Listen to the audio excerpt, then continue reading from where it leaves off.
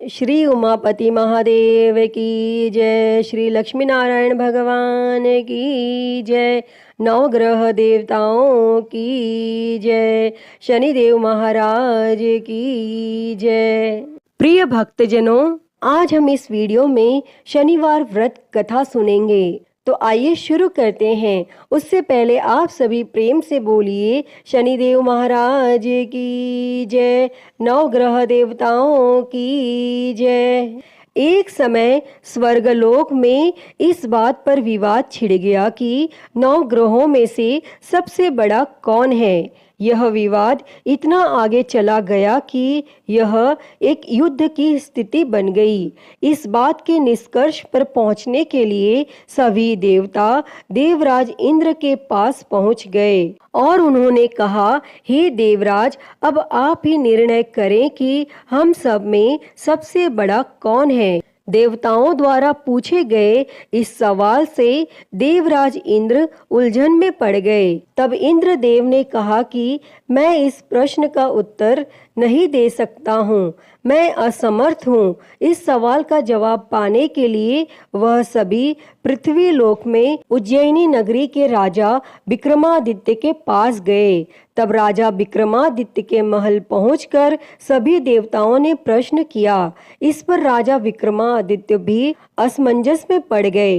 वो सोच रहे थे कि सभी के पास अपनी अपनी शक्तियां हैं, जिसके चलते वो महान हैं। अगर किसी को छोटा या बड़ा कहा गया तो उन्हें क्रोध के कारण काफी हानि हो सकती है।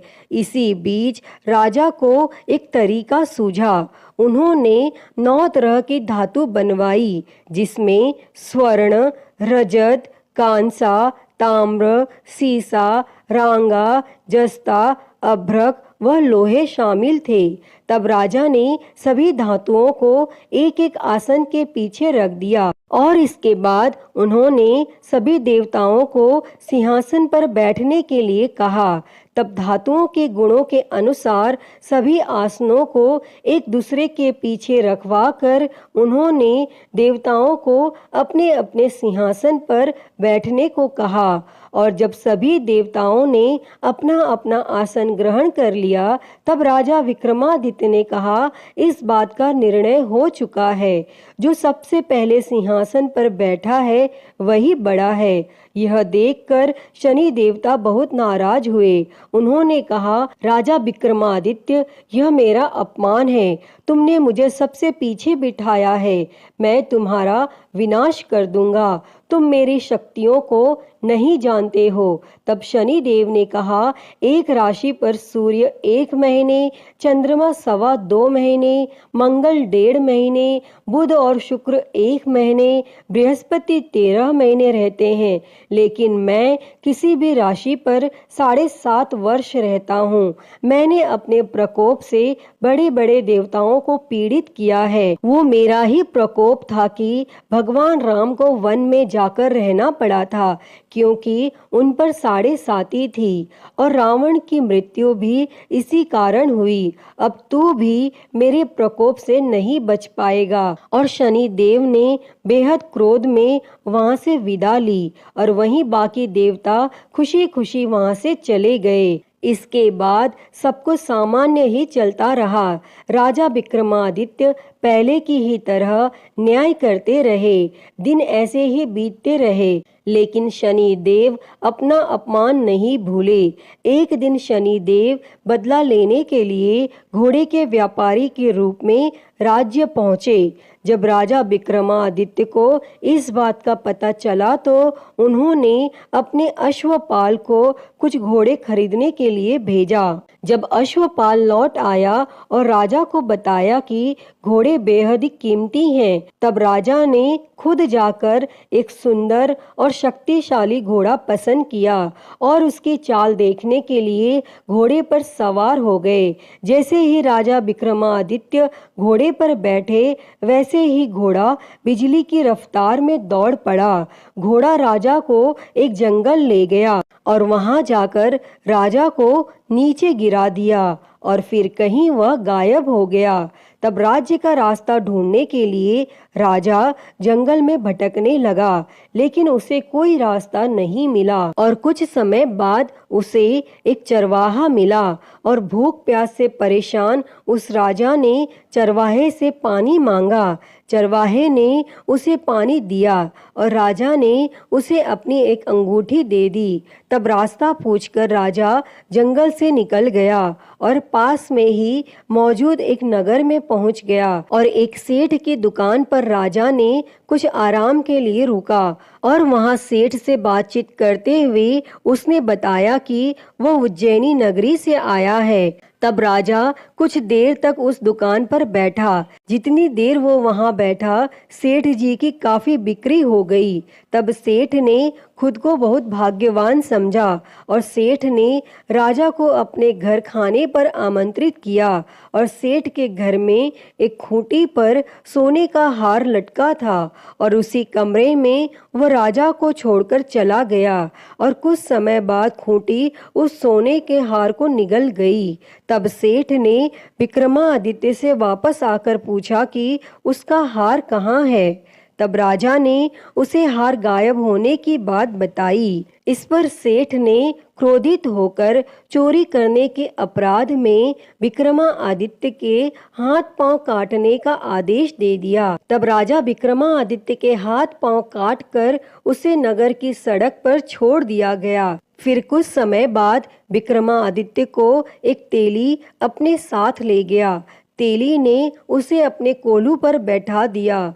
वह पूरा दिन बैलों को आवाज देकर हाँकता था और विक्रमादित्य का जीवन इसी तरह यापन होता रहा।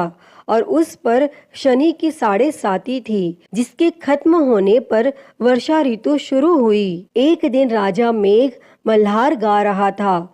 उसी समय उस नगर के राजा की बेटी राजकुमारी मोहिनी ने उसकी आवाज सुनी। उसे आवाज बेहद पसंद आई। मोहिनी ने अपनी दासी को भेजकर गाने वाले को बुलाने को कहा और जब दासी लौटी तो उसने अपंग राजा के बारे में मोहिनी को सब बताया। लेकिन राजकुमारी उसके मेघ मल्हार पर मोहित हो चुकी थी और अपंग होने के बाद भी वह राजा से विवाह करने के लिए मान गई। जब मोहिनी के माता पिता को इस बात का पता चला तो वो हैरान रह गए। तब रानी ने अपनी बेटी को समझाते हुए कहा कि तेरे भाग्य में किसी राजा की रानी का सुख है, तू इस अपंग से क्यों विवाह करना चाहती है। लेकिन समझाने के बावजूद भी राजकुमारी अड़ी रही और अपनी जिद को पूरा कराने के लिए राजकुमारी ने भोजन छोड़ दिया।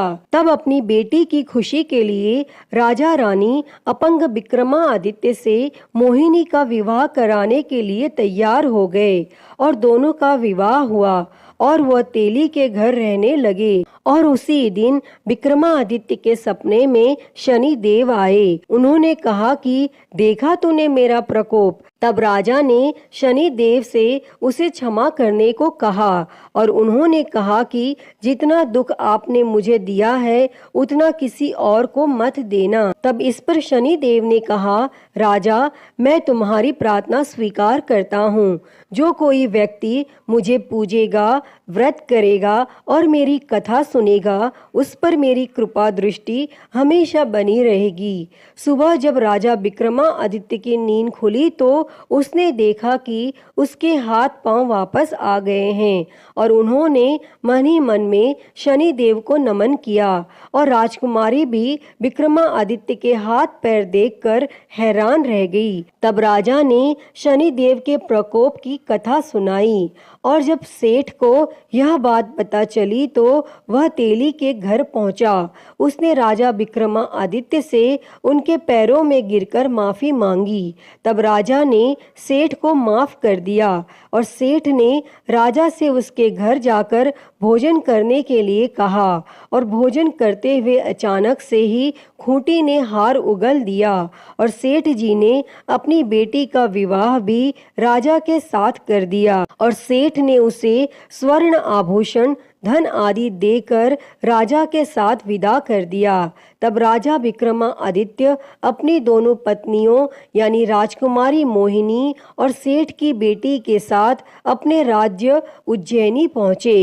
सभी ने उनका स्वागत किया। इसके बाद राजा विक्रमादित्य ने पूरे राज्य में घोषणा करते हुए कहा कि आज से शनि देव सब देवों में सर्वश्रेष्ठ माने जाएंगे और साथ ही शनि देव का व्रत करें और व्रत कथा जरूर सुनें। यह देखकर शनि देव बहुत खुश हुए। व्रत करने और व्रत कथा सुनने से शनि देव की कृपा रहने लगी और लोग आनंद पूर्वक रहने लगे। अतः हे शनि देव जी, जैसी कृपा आपने राजा विक्रमादित्य पर की, वैसी ही कृपा इस कथा को कहते, सुनते और हुंकारा भरते पर करना। तो बोलिए शनि महाराज की जय, नवग्रह देवताओं की जय। प्रिय भक्तों, तो मैं उम्मीद करती हूँ कि आपको यह कथा पसंद आई होगी और अगर वीडियो अच्छी लगी हो तो इसे लाइक करें, ज़्यादा से ज़्यादा शेयर करें और कमेंट में शनिदेव की जय लिखना ना भूलें और महाकाल भक्ति ज्ञान चैनल को सब्सक्राइब कर नोटिफिकेशन बेल को ज़रूर ऑन कर लें। हर हर महादेव। धन्यवाद।